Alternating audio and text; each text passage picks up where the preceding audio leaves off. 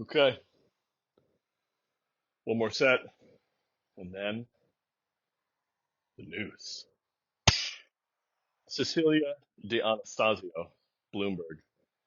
The UK CMA's objection to Microsoft's Activision deal focuses on the nascent cloud gaming market, a departure from regulators focusing on mature markets. Related, what's up, Emma? BBC.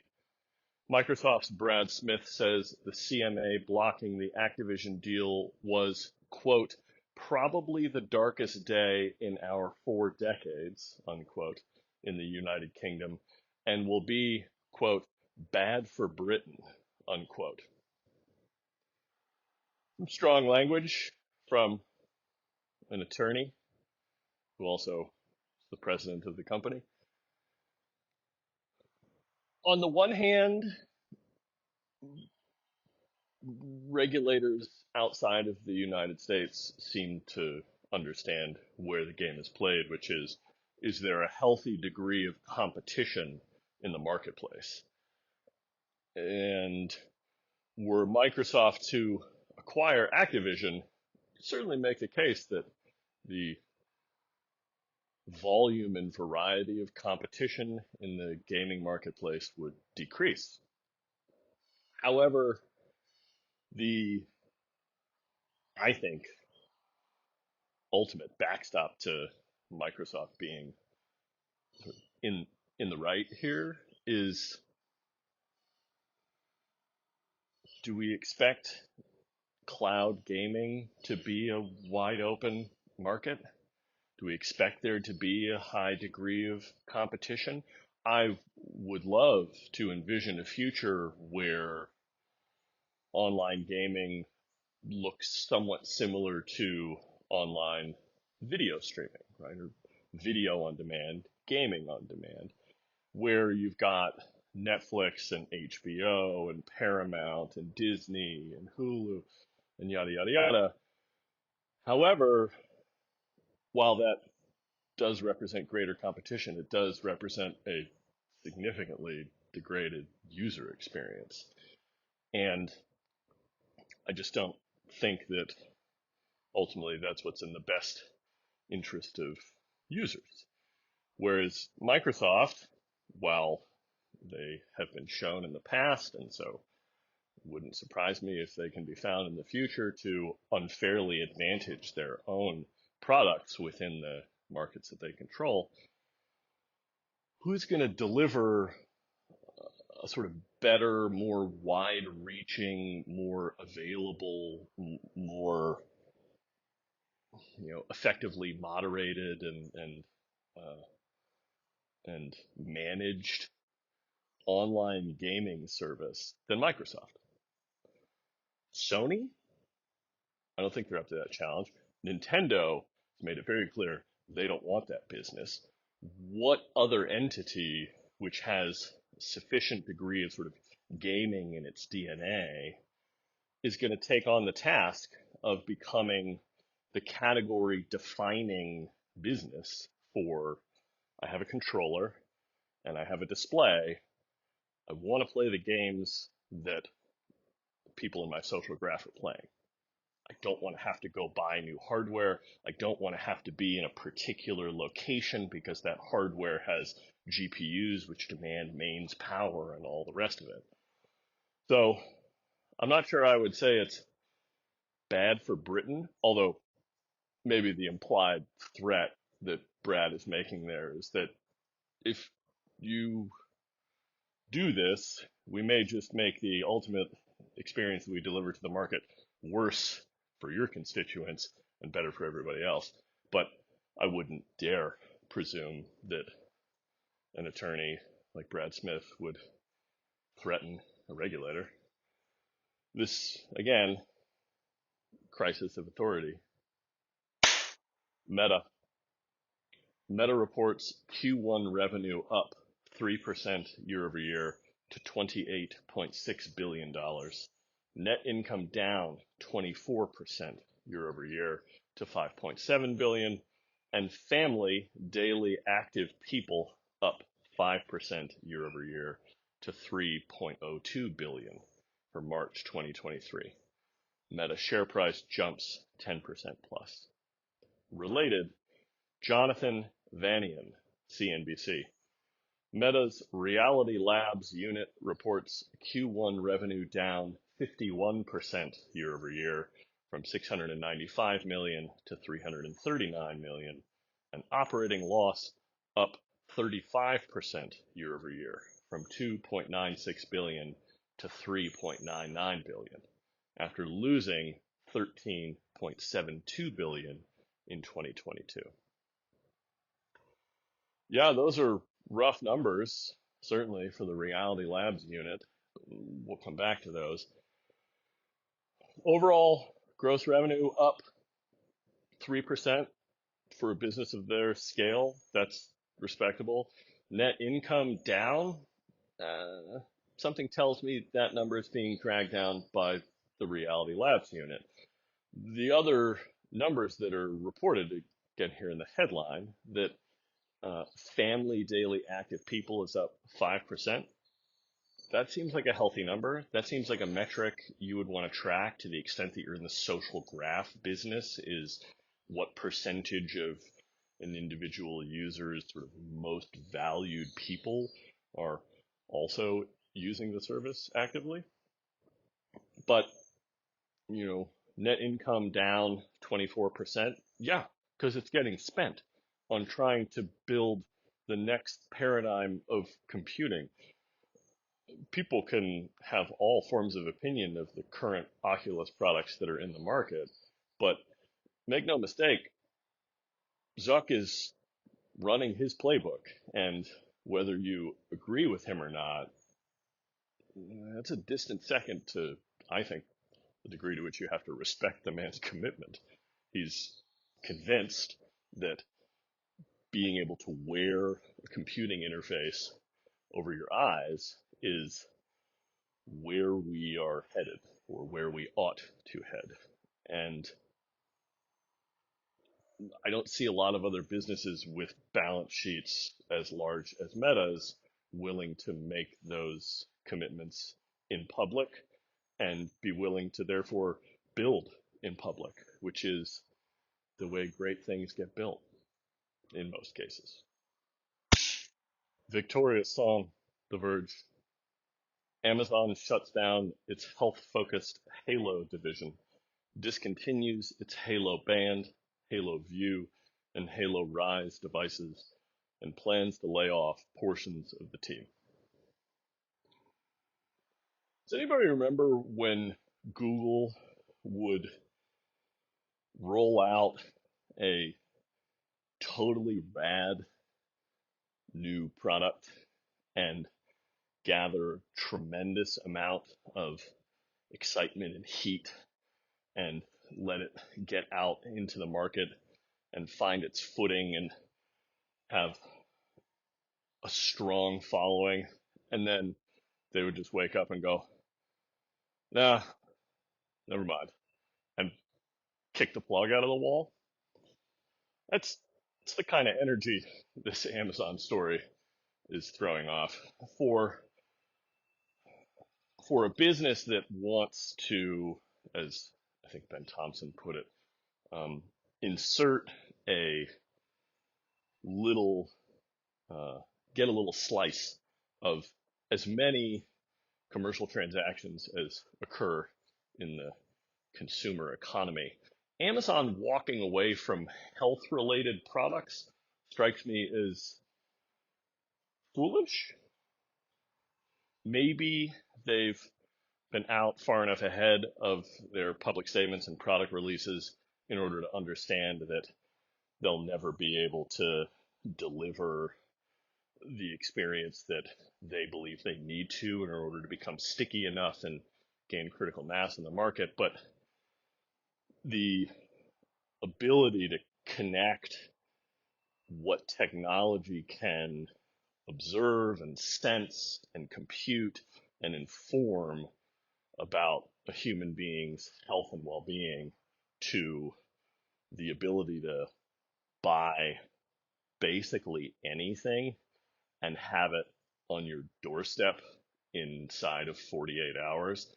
Those things went really well together in my mind. But apparently they've decided that it's not for them.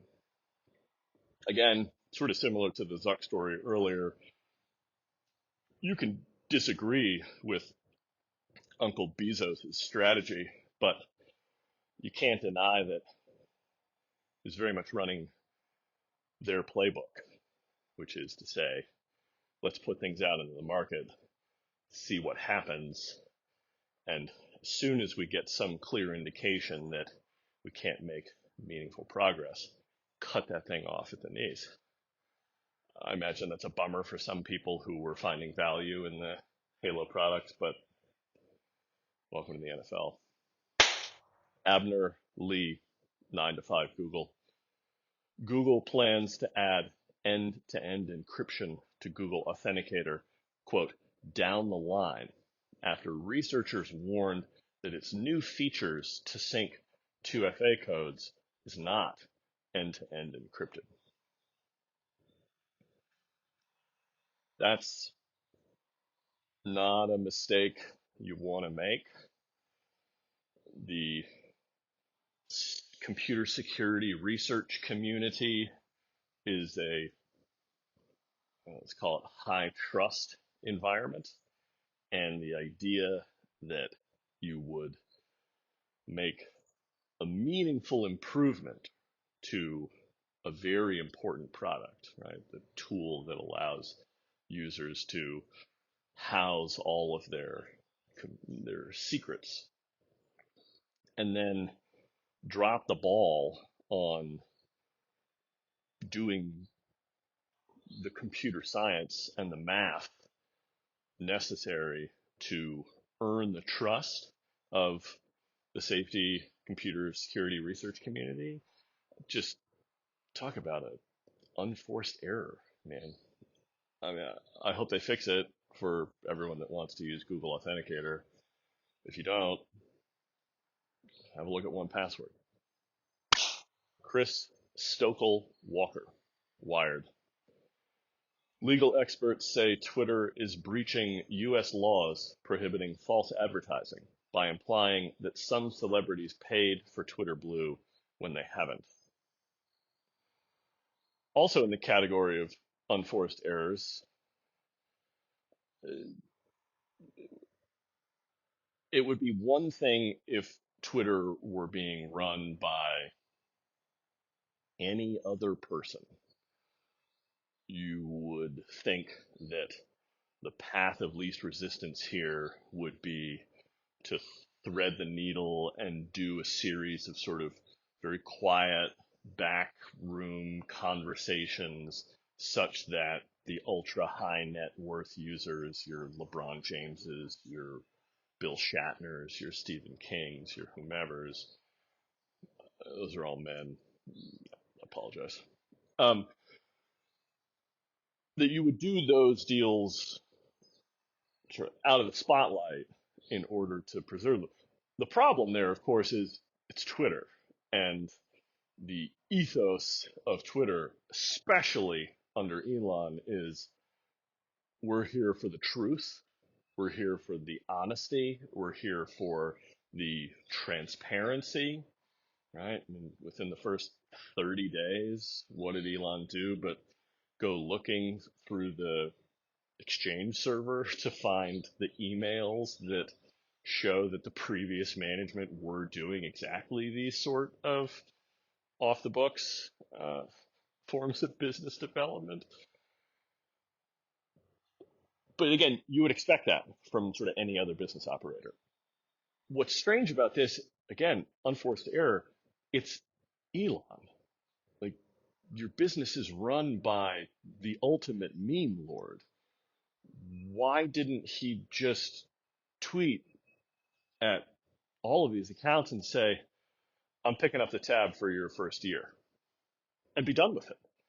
Like, he has everything in the man's personality supports the notion of being unfair, not equitable, capricious, changing his mind. Like, any critique that one could levy against him if he had publicly said, "Hey, Bill Shatner, you're rad. We want you to stay on the platform. I'm going to pay your first year of Twitter Blue because I believe that you'll see the value in it. Let's talk about it again in a year." Anyone who would critique that, like, is the critique going to stick to him? I don't think so. So the fact that they went about it in this sort of bizarre way, it's counter to, you got a meme lord running your business. Let the meme lord do what a meme lord's going to do. Amanda Silberling, TechCrunch. Mark Zuckerberg disputes the narrative that Meta is moving its focus away from a metaverse vision and sees AI tech working in tandem with the metaverse. Related, Daryl Etherington, TechCrunch. Meta says time spent on Instagram grew over 24% since Reels launched, thanks to AI recommendations, and expects Reels to be revenue neutral by year end or early 2024. The fact that the Reels product would appear anyway. I don't use Instagram, so a very removed point of view. Uh, appears to be the leading aspect of that platform experience, of that piece of software. It's no longer what it was when I started using it. I mean, hell, before Facebook owned it, I think. Which was, here's a square-shaped photo with a funky filter on it to hide the imperfections of what my smartphone camera is capable of capturing, and here's a clever caption. My friends will comment on it. Some people will like it. That'll be the end of it. Instagram's a drastically different product today. The success of Reels, and I think its sibling, the Stories format, would appear to indicate that an aspect of the final form of social media is vertical video. Like, I don't think we're getting away from that. Like, hyper chopped up, compressed, maximizing the screen real estate of the display that people are most likely to use to consume the content. I'm a trad when it comes to video, so I have my opinions on that, but whatever. The idea that feeding some level of AI or large language model technology into the Reels recommendation system is responsible for its uptick in success, I don't think that in any way indicates an idea that Meta as a business is moving away from its vision of the metaverse. That form of social media is going to live in parallel because we're going to live through, what, 5 years in the most aggressive of timelines of not being able to have computer interfaces hung in front of our eyes for more than a few hours a day. And so we're going to keep holding things up in front of our faces. You may as well make as much hay from the fact that the sun is shining on that particular type of experience for the time being. So I don't know. It feels like a sort of journalistic trick, right? In order to get Zuck to swing at something, or it was always just about getting clicks, perhaps. IDC. Global smartphone shipments fell 14.6% year over year to 268.6 million in Q1 of 2023, the seventh consecutive quarter of decline. Samsung fell 18.9%, Apple fell 2.3%, and Xiaomi 23.5%. Who needs the chips? That's my working title for the category of story, right? We've been watching the tumultuous waters of semiconductor sell through for certainly since the end of last year, right? It's a vestige of the pandemic or the immediate heat of the pandemic. So the fact that those shipments are declining, again, I file under the devices that are in market today are more than capable of addressing 80% of the use cases that anybody in the world has got for something of that form factor. Are there edge cases where if you're a type of user or you have a particular use case that you're going to keep buying year over year because the state of the art matters to you and the incremental improvement aids you in whatever you're doing? Of course. But for the average human being, tell me what a phone that was put into market less than 12 months ago can do that a phone that was put into market 36 months ago can't do.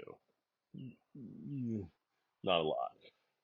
The only other thing that's, I think, particularly worth highlighting here, feel free to label me a fanboy if you want to, is that Apple's decline is an order of magnitude less than the two Android based manufacturers, at least that are mentioned in this report from IDC. To me, what that would indicate is one or two things. Apple users are more loyal to their platform and are therefore more, well, and are more interested in year over year improvements and keeping with the state of the art, whether that's because of psychographic reasons or something else. And uh, Apple devices are sort of, they hold their value better, I think. And so if the device that you got 12 months ago is worth more, it makes it easier for you to roll that value into the device that's launching in September, right? So maybe that behavior pattern means that more of the money that gets spent on Apple devices continues to flow forward because it's easier to resell the phone you got 18 months ago and babied because it's so beautiful. Reuters. Samsung reports Q1 operating profit down 95% year over year to around $478.6 million. Its lowest since 2009. Revenue down 18% year over year to around 47.6 billion and an around $3.4 billion loss for its chip division. That's a bad day for our Korean friends. 95% loss in profits year over year. Lowest profit in over a decade. I suppose when you are the a major parts supplier for semiconductor industry, in addition to selling the finished goods that semiconductors and the other components that you manufacture, like flash storage, displays, when all of those things start to see their sales decline, your sales decline, and it has a multiplicative effect. Multiplicative? That's not a word. It has a compounding effect, right?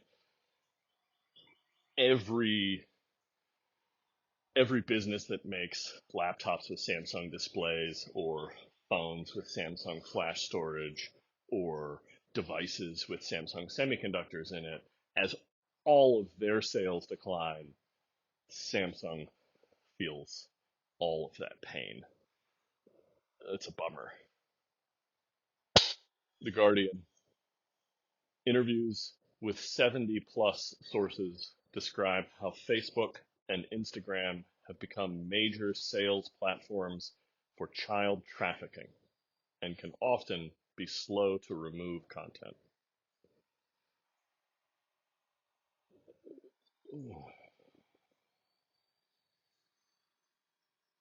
There are plenty of other opportunities to opine on the intricate and difficult nature of global scale content moderation.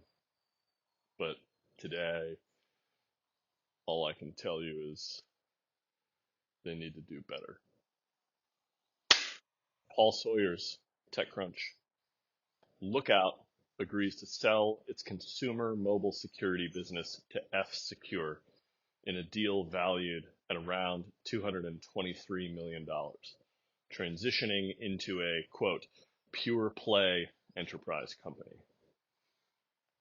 If I'm remembering correctly, Lookout is the business that had a major issue with ransomware attacks last week before, because their secure file transfer tool wasn't secure enough. If I'm correct, and we're still talking about the same business, the idea that they may be selling the business unit that had these problems to somebody else for $250 million in order to transition into being a slightly different business. Does somebody want to place the bet of how long it's going to take before we see a story about F-Secure closing, sunsetting that product and effectively evaporating it from the ecosystem and writing down the $250 million purchase price and passing that loss onto its investors? I kind of suspect that's where this particular story is going to end, but we'll see. Bloomberg. Sources. Germany is in talks to limit the export of chemicals used to make advanced chips to China, seeking to join the United States and European Union allies in closing ranks on China. This is cyber. To the extent that you believe that the next era of nation state conflicts are going to occur inside of software and in digital systems, uh, yeah, becoming really particular and sort of taking sides on who you're going to sell the ability to make chips to is a big move in that arena. So we'll pay attention to how this one plays out. Reuters. A California judge tentatively rules Elon Musk must testify about his autopilot statements after Musk's lawyers argued he is a subject of many deepfake videos. Nothing is real. I'll see you in court edition. I don't doubt that there are a plethora of audio clips and video clips floating around on the net which make it appear that Elon said any number of things. It's heartening, however, to see that there's at least one actor in the US judicial system that says, I don't care that there may be a bunch of fake statements floating around, and that the case that's been brought against your uh, your client, Mr. Musk, requires his testimony in order for me to effectively adjudicate it. I'm glad that somebody said that.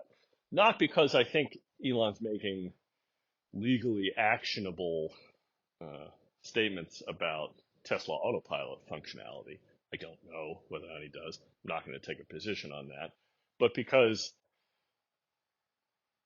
if we can't maintain the sort of sanctity of someone sits down in a courtroom and swears on penalty of perjury that they're telling the truth and then answers questions, if we can't hang on to that as a thing, I think we've got much bigger problems than whether or not the Memelord that wants to sell you a car that drives itself may or may not be accurately describing that car's capabilities. Benjamin Mayo, 9 to 5 Mac. Apple reports European monthly active users for its app stores. iOS has 101 million, iPadOS has 23 million, macOS has 6 million, tvOS has 1 million, and watchOS, books, and podcasts have under 1 million each.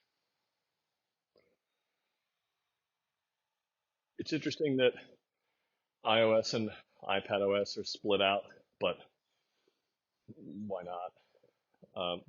This is, I had to do a little extra digging in order to understand the context.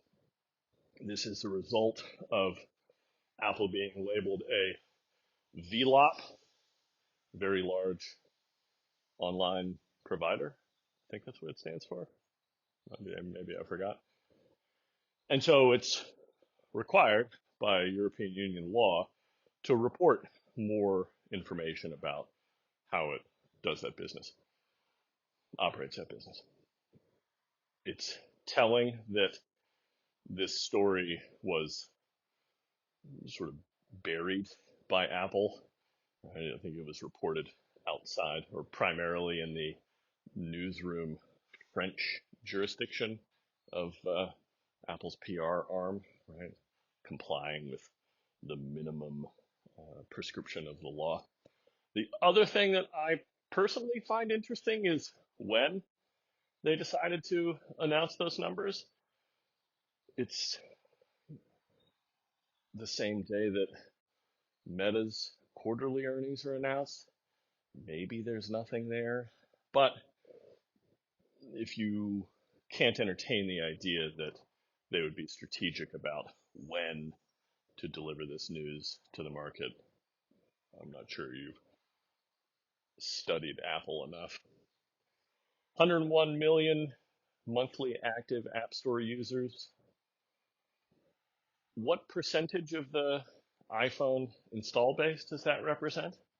That to me is the math that's worth doing here, right? Because what I think is the interesting question to answer is, of all the iPhones that are out there in the world, how many people are on a monthly basis going and buying new software? If that number is really high, I suppose one could make the case that there should be other avenues for procuring software outside of the ones that Apple operates and therefore controls. If that number is really low, then maybe that side feels more debatable, right? You could argue that that number would be higher and therefore end user benefit would improve, and that people aren't buying software because they don't like the App Store. I don't see that holding a lot of water. Or that number is really low, which implies that the majority of people that purchase Apple's products find the minimal set of software that they need, and then they really don't go looking for more software very often. which would, I suppose I would argue, if I were asked to, support Apple's case that opening up the ability to buy or procure software that runs on iPhones is not it's not causal that that's going to meaningfully improve the experience of the majority of people that use iPhones, as opposed to the potential downside, which is when those people who don't frequently go buy software for their iPhones go looking, if there are less reputable sources, their, you know, threat model gets worse. But we shall see. Jeffrey Knockel, Citizen Lab. An analysis of Baidu, Bilbil, Bing, Buyun, Weibo, and other Chinese search platforms finds 60,000 censorship rules implemented differently by each service. Crisis of Authority, Chinese Search Edition. If you were going to operate a information police state, you would produce a massive number of rules and you would enforce them in a difficult to understand and confusing manner, because what you need in order to maintain that level of control is for the businesses who are attempting to comply to always be off balance and never feel like they've got a strong grip on what the rules are and therefore how to effectively operate their businesses. I just took a minute to sort of defend Apple's position on third-party app stores. You could absolutely make the case that this is how Apple has dealt with its app review guidelines, right? The gate in order to get your software listed in Apple's App Store and therefore make it available to every Apple device on the planet. Those rules are historically and infamously vague and open to interpretation and difficult to parse. Apple, of course, would tell you that none of that is accurate.